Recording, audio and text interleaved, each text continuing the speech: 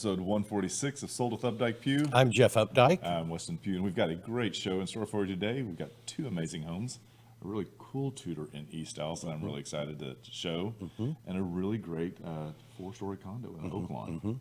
Both of them really nice properties. Really excited about talking about them. Yeah, it's very different in contrast, newer construction versus more of a historic look, but still great areas of Dallas that a lot of people really aspire to move into. It used to be that you would live in the Oak Lawn area and you'd get your first apartment in like that center core of the city in Oak Lawn, live there for a few years, and then you'd move to the end streets after you had decided that you need to have a big person home, and then you move a little further out and go to Lake Highlands, and then you move a little further out and go to Richardson, and so. And I don't always know that it's that way anymore, because I feel like we get a lot more people who are downsizing, or those that don't need the yard tried it out and said, you know what, I like my smaller space and I like a lifestyle that I don't need the car on the weekend. And so it has mixed and matched quite a bit these days. It really has. Yeah, it really has. And the market is just like the heat. It is.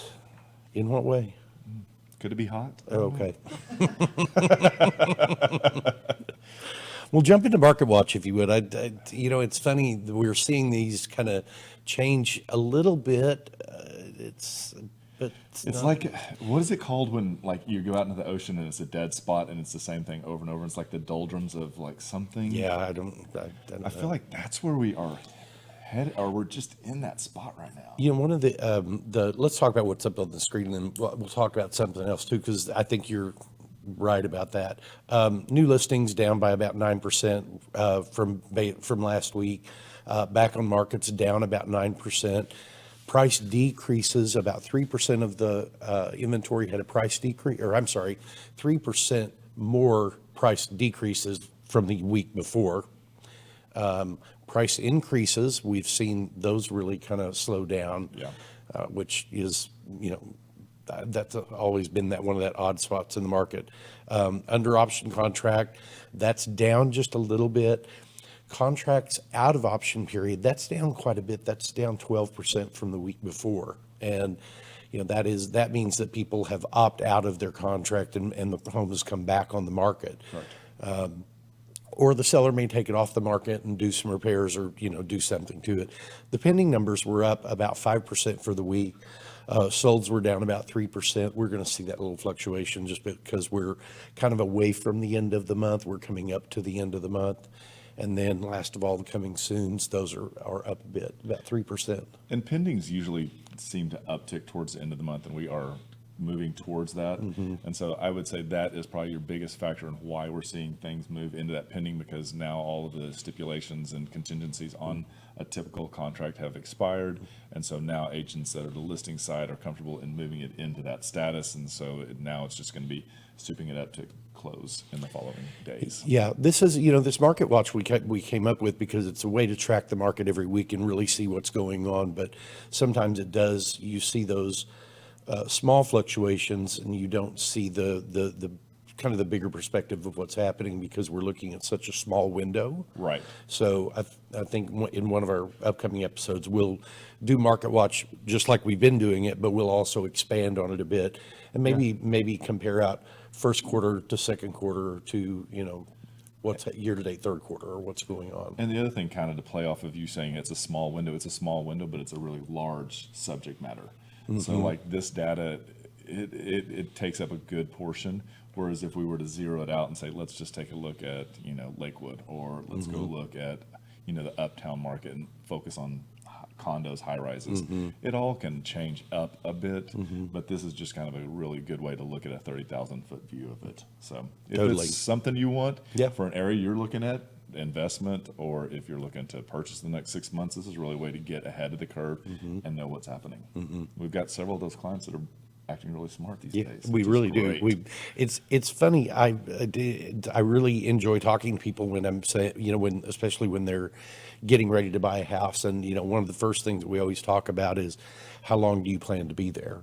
Good question. Because in this market, if somebody's looking to be, they don't know they're going to be there 2 years. It's a little bit, they've got to put more thought into whether they should be buying right now. One of the other things too that I've seen just recently, and we actually did a show about 6 weeks ago about it, but I feel like there's a lot of homes that may have been rentals that were, or just been in a family for a very long time, and they're all original.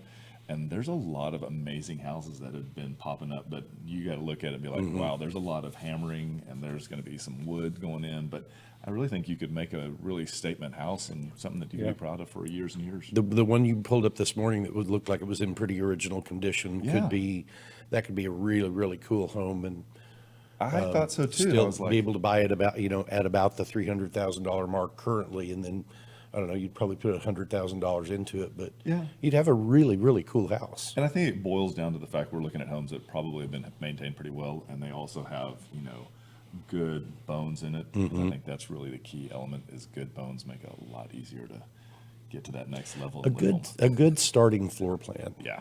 I mean, that's really, to me, that's kind of where you can, and even many times you can fix a floor plan, but fixing a floor plan can be expensive. And that's why I always think if you start with a good floor plan, Right. even if it needs a little foundation work, even if it needs a wall moved here or there, that's really the kind of the core to me. I agree with that.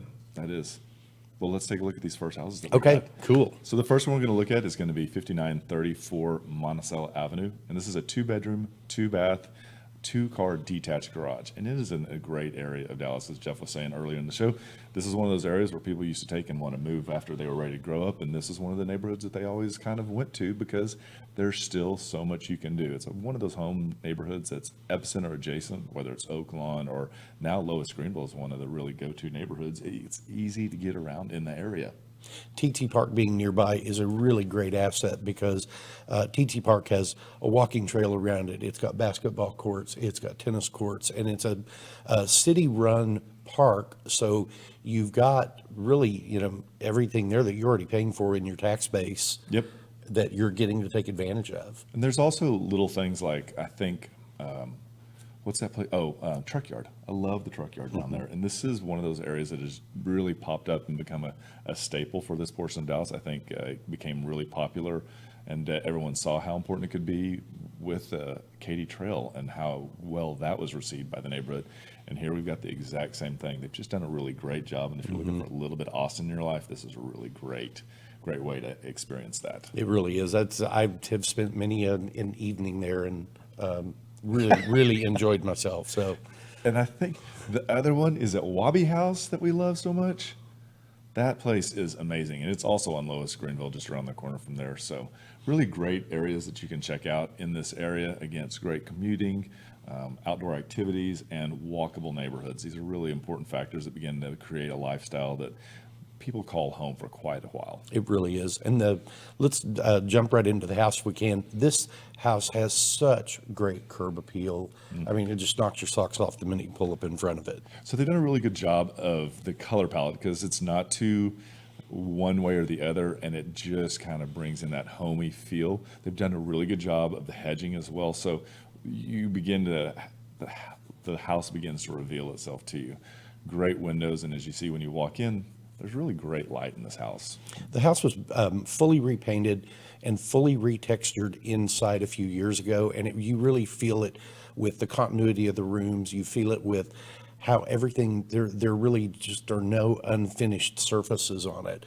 I think, painting house front to back, once you do that, you will never not do that again. And the space is the right amount of space. So whether it's a first-time home or whether you're downsizing, it is the right amount. And the thing that I love is that a lot of these homes have these archways that transition from like the living room into the dining room, as you see here. And they've left that, and they've also left that little art niche. And so there's elements to the house that you remember what it was to see what it is today. And it just works out really well. It really does. And the older floor plans still work really well. This one's got the pass-through between the kitchen and the dining room, which, if you don't want to take away the old world charm and take that wall out, you've still got that accessibility that people are looking for. Yeah, and they did a great job on the renovation of this. They lifted the microwave up. They did the farm sink. You've got the great subway tile in a herringbone pattern. I believe Frigidaire appliances as well. So they really thought it all the way through. They really have. Outside, they had buried the electrical and buried and put a new cast line in. So that's really, these are things that we're talking about, all the pretty and how everything looks so great. but we also really want to know that some of that heavier lifting that can cost has already been handled. And so not only do we have great Carrera marble in the bathroom, but we also have, like you said, the gas line. Yeah, and this is the master bedroom that's on the rear of the home. Really great windows on both of those walls. Provide lots of light. Those would be east and north facing windows. So you'd have really good morning sun and then no real direct sun in the evening. And as you can see here, this bathroom is really similar to the other one, which is great. In a smaller house, we don't need them to be too much and too wild. Here we move into the back, which was probably a porch at one time. We really liked that they had added additional bookshelves in here, and there was a really easy transition in flooring, so it didn't feel like we were stepping down or stepping into an add-on. The ceiling was also done well, so these are two architectural elements that really help a house feel less like an enclosure or an add-on. And the bathroom remodels that they did with the frameless glass shower stall, quartz countertops, granite countertops, depending upon the bathroom. Just a really easy to move into home. So what houses would not be complete without a white picket fence? You've got it right here. Great way to keep the pets in position while you pull up to a garage that has been redone and also had the shingles added to match the front. And I love how they added the doggy door on the back there. It is great, and it's a great seating area. They got rid of the old deck and poured this new cement piece here, which is really great, and it's a nice sized backyard, easy to maintain. Whether you travel a lot or here full time, it doesn't seem like this is going to be a house that would demand too much time and energy. So we have 5934 Monticello Avenue. It's a 2-bedroom, 2-bath, 2-car garage built in 1939. It's a little over 1,500 square feet, and it's priced at $679. Yep. And so we want to say thank you so much to Karen Fry for allowing us to feature your home. It's an amazing one. In the comments below, you'll be able to see a link and click on that link. Click on that link and it'll take you and you'll be able to see more information about the home, tour the map if you'd like, and look at some of the other pictures that we didn't use. Yeah. If you'd like to see the home, let us know. We'd be sure to make that happen as well.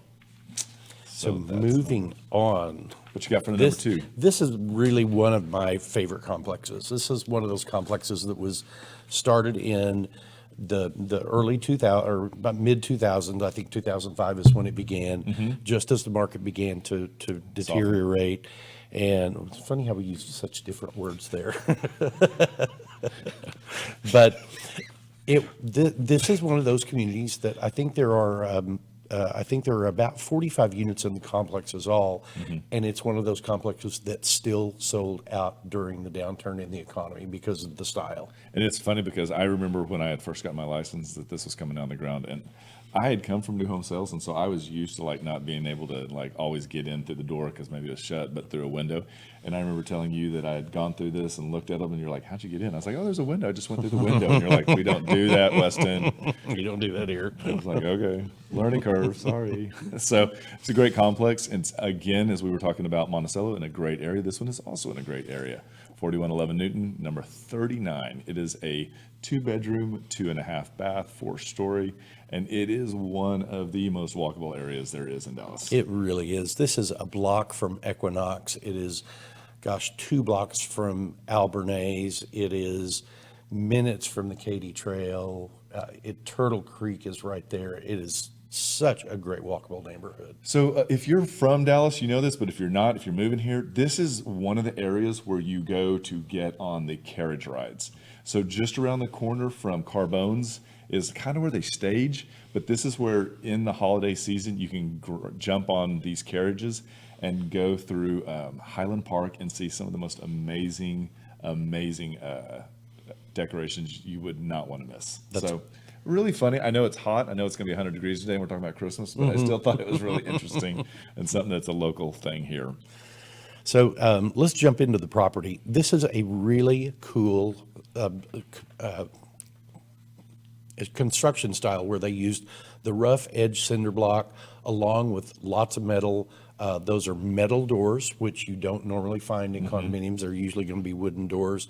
I love the way that they used a small light in the door, and then the transom light or transom window above the door which shows the height of the ceilings and allows this much light into this entryway. And I feel like Jeff and I have shown this complex over and over again. I have to talk about the location. This is at the back of the complex, and it's an end unit. So as you can see here, we get windows on 3 sides, and this has a little patio that's great for grilling or just enjoying, but it's such a good configuration on this one. Really is. It kind of flows from the dining room to the living room into the kitchen, and it is very, very seamless. One of the things that I like about these units also is you can make these really flow whichever order you want. If you want your dining room back over toward the kitchen area and bring your living area on down, it still fits beautifully. Absolutely. And the house was just recently repainted. So inside it's a lighter color. I cannot remember what we helped her choose, but again, it just brightened up the entire house. The ceilings are also white. Sometimes those builders will make it all one tube color and it just doesn't look right. This actually works out quite well. Again, as Jeff was saying, we've got that versatility in the floor plan. So mix and mingle or push everything inside and just have a dance floor on Friday night if you want to. 10-foot ceilings, LED can lighting throughout, super high efficiency on this. 2 HVAC units, one that covers the first floor, one that covers the one that covers the first and second floor, and then up on the third floor where all your bedrooms are, you've got your own HVAC system up there. You can see here we've got white quartz. I believe there's a little fleck in it, and it's a really great 1x1 glass tile as the backsplash. They've done a little bit extra, as you can see on the right-hand side, how it runs up the side of those open cabinets. Dark cabinets, and I do like the fact that it does have gas. So many times these developers do not put gas in here. This guy did not skimp. We also have a really great floor-to-ceiling window almost that gives that natural light, and I will say she has a green thumb, and I was quite impressed with the amount of light that is here and the plants that she was able to grow. That little spot right there was a perfect space for a coffee bar as well. Really was, and this has the bar that separates the kitchen from the living area, the way that she uses it, which allows very informal seating. You have a great little half bath. I love how they have some of the exposed stone in that bathroom that's smooth. Yep. And so as you transition, here we go up to the 3rd floor. So on the first floor the 2nd floor we had the living room, and now upstairs is where the bedrooms are. Generous sized 2nd bedroom right here up at the top. It has its own ensuite bathroom, which is a really great feature as well. No walking out in the hall. It's great if you're doing a roommate or if you've got someone else there. And then as you move into the master, it is a very large master, and again, great windows in here too. It really is, and the master bedroom and the guest room are both painted this beautiful kind of a pastel blue that really is soothing and very calming as you come into the room. So this is also ensuite. It's got 2 closets there. We can't see them right now. And then as you position towards the guest or the bathroom, double sinks on one vanity, lots of shelves here. So you can see it almost as in some smaller condos, that'd be a pantry. And then shelving all the way under. Separate jacuzzi tub and shower as well, and then also a room for the toilet. So there's really a great flow on this one, more of a galley kind of a master bathroom. Yeah, but yes, it is, and it's laid out very nicely where I don't think anybody's going to be bumping into anybody getting ready in the morning. Especially having the separate tub and separate shower. Yep, and I love the fact that there's only a little bit of glass, given the fact that too much glass is such a pain to clean. It is. So here we're going to go upstairs to the 4th floor, and this is a really great kind of architectural add and a great pop of color up to a nice landing, and we love what she did with it. Yeah, turned it into her workout room, and it's the perfect size for that. You can get a yoga mat out, still have the Peloton, and that opens out to the rooftop deck. Yeah, rooftop is so important. It's a great way to enjoy the mornings, the evenings, spring, fall, all of it. And you can see here, you kind of get to know your neighbors as well. Some of them have strung up Christmas lights. I mean, not Christmas lights, but like the outdoor lights. And you have a little bit of a view of downtown as well. So it's a really great way. If you were in New York, this would be, gosh, I can't even imagine how much it'd be for something like this in New York. But again, here in Dallas, it is one of those amazing areas and a really great price point. It really is. And so this is 4111 Newton Avenue, number 39, 2-bedroom, 2.5 bath, 2-car garage, built in 2007, a little over 1,800 square feet, priced at $479. And if you would like to see any of the video or pictures that we weren't able to put in, you can click on the links below. There are also tags to any of the restaurants or things that we might have mentioned when we were talking about it, if you want to go reference those as well. And with that, we'll be right back. There are lots of ways to keep up with us. Visit and like our Facebook page to watch us live and get updates about future show topics. Also, visit our Instagram account where you can see the latest homes we have for sale. You can also check out our website at updikepugh.com, where you can create customized searches of active and sold homes that you may find of interest. If you'd like to know how much your home is worth, visit homeprice.fyi and you can get a price instantly. Just enter your address and a couple of other pieces of information and we will email you a price. If you are on the go and podcasts are better for you, our second segments are available on iTunes and Spotify. Last of all, you can reach out to us by phone or text at 214-377-2223. Hi, everybody. Welcome back to the second segment, episode 146 of Sold with Updike Pugh. And today we are going to talk about how the real estate industry is helping homeowners during the legislative cycle. And it is quite an interesting little segment right now. It turns out that right now there is about 36 different HOA bills that are being currently introduced and worked on and passed through the Texas legislature, which is quite a few. And I think that if you do a little bit of Googling, like if you Googled SB 1588 on Twitter, social media, you'll find that there were a couple of polls taken, and it looks like about 80 or 68% of the people that were polled that were Texas registered voters were in favor of the Texas government kind of reining in some of these HOAs. I feel like for a while there, you probably saw in some of the news some of the really silly things that were happening, and I feel like people have kind of had enough, and they're trying to kind of bring them in a little bit because they are good, and not all HOAs are runaways. Not at all. That's not at not what all. we're saying. But there need to. I think the real estate industry felt like they needed some overall guidelines for every association to have to play within. You know, we actually go through this every time we have a legislative cycle. We go through and there are some changes that are made. Like one of the changes that was made 2 years ago during our legislative cycle was that homeowners associations had to provide documents and a resale certificate to you within 30 days. Now, most of the HOAs that we deal with, we get that within 14 days, or if we, don't mind paying an extra $400 or $500, we can get it instantly. But there were some HOAs that were taking more than 30 days to provide that information. And so the two Senate bills that have passed this time, I think even bring the fence posts a little bit closer in where to a more reasonable requirement. And it's interesting because I was on social media and Grant Myers actually posted, and I thought this would be a great topic. It doesn't affect everybody, but I think it's really interesting to just kind of say, hey, this is what Texas legislator is doing that's really a great thing for us right now in general. So you want to talk about the 13? I was going to talk about 318. You do it. Okay. So in Senate Bill 318, which is actually on the governor's desk and has been signed, is really the bill that is going to require more transparency for homeowners associations.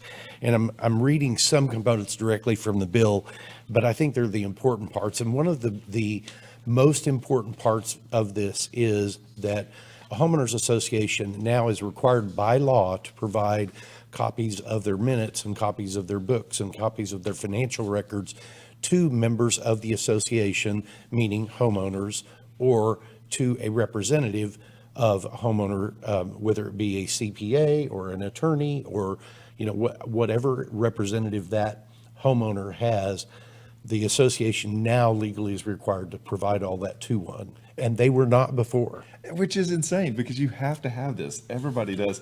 And for it not to be there, and I think that there were some maybe smaller HOAs that struggled a little bit with this and didn't always fall in line. And so it's really important now that we have this, because this is really what helps you as a consumer, but also even your lending and underwriters make a better decision on moving forward with the contract or not. Yeah, this also requires that homeowners associations adopt policies stating what their transfer fees are going to be and defining what all of that is up front, because That's we've huge. we've had situations where a homeowners association doesn't disclose that they've got a $700 transfer fee until after they send the resale certificate.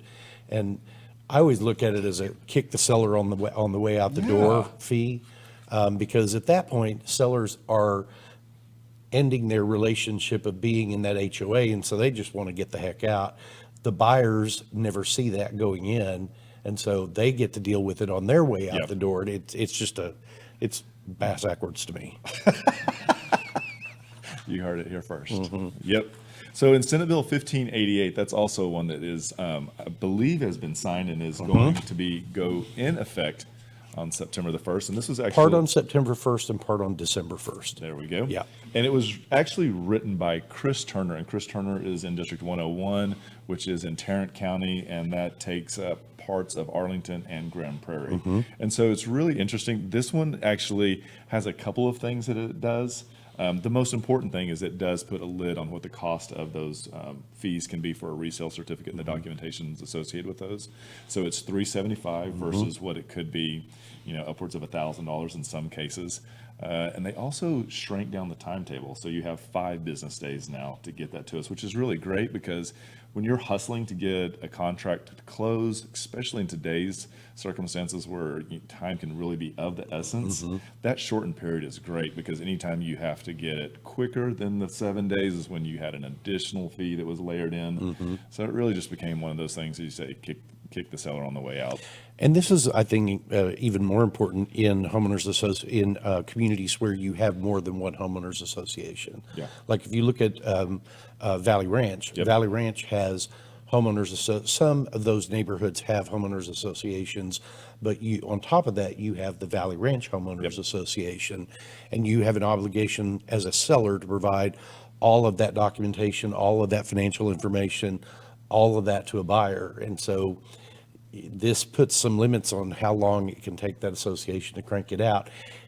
And I think it puts some really, really tough teeth into it if they don't comply. So before, if they didn't comply, it was only $500 that they would be fined, but now it's up to $5,000, plus it can be the buyer or the seller's attorney fees can also be recouped from this. So this is a non-joking matter, and I guarantee you there will be lawyers ready to pick this up and run with it the minute they realize that everything was done and requested, and some HOA decided to get horsey with them or delinquent and just didn't want to do it, and there will be interesting things.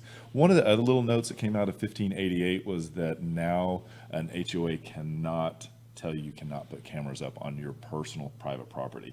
So before, I guess, there were times when they would say that's not fitting on the house, it doesn't comply with what we want as far as architectural, and now they're saying no, you can put those on. So anywhere from a Ring doorbell to actually putting a camera on the corners of your house, I believe now is okay. I believe the big thing is that it has to be on your property, it has to be recording your property. Right. So I don't think you're able to put it on the corner and record the alley or other things like that maybe. So very interesting, but all in all, these are really great new House bills and Senate bills that are moving the ball forward for homeowners buying and selling, and kind of helping the HOA understand a little more and play nicer in that sandbox that we're all in. It really is, and there were really 9 issues that the Texas Realtors took on this year, and just to kind of briefly go through those: HOA reform, which we've just talked about, increasing broadband access. There are many rural communities that still have that have no access to broadband, internet I want to put a pin broadband. in that and come back to that one. Okay. Reforming some civil liability that happens, that's helping protect realtors, especially during the pandemic, in terms of how responsible can we be if someone does contract COVID while walking through a house with us.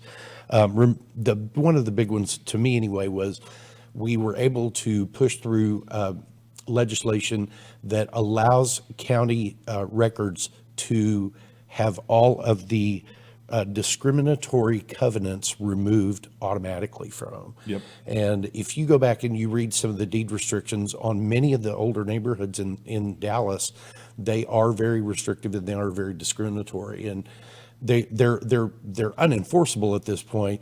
but they're still there. They are And still so there. it's like, now's the chance that you can go back and actually have some of that really ugly language eliminated. They've also gotten rid and made some reform on the eminent domain, which is an important thing for homeowners.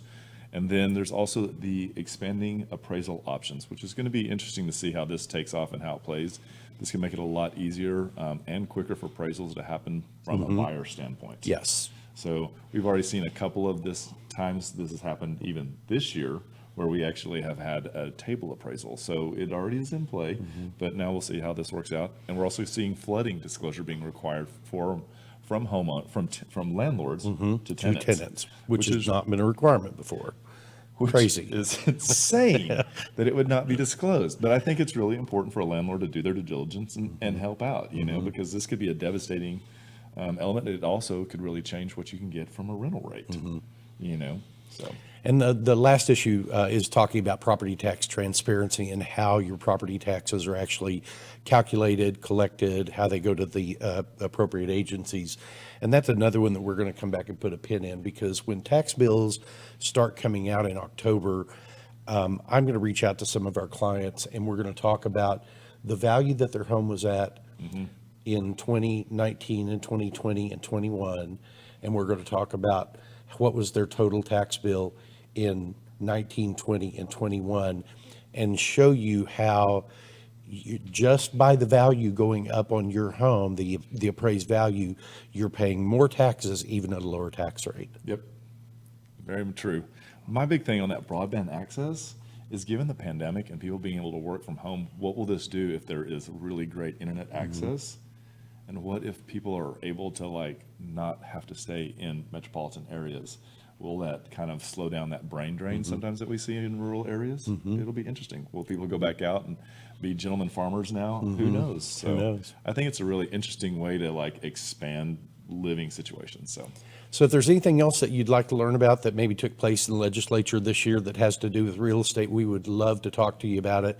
If you have any other topics for our second segment you'd like to hear about, we'd love to hear about that as well. And just remember, we want to be realtors for life.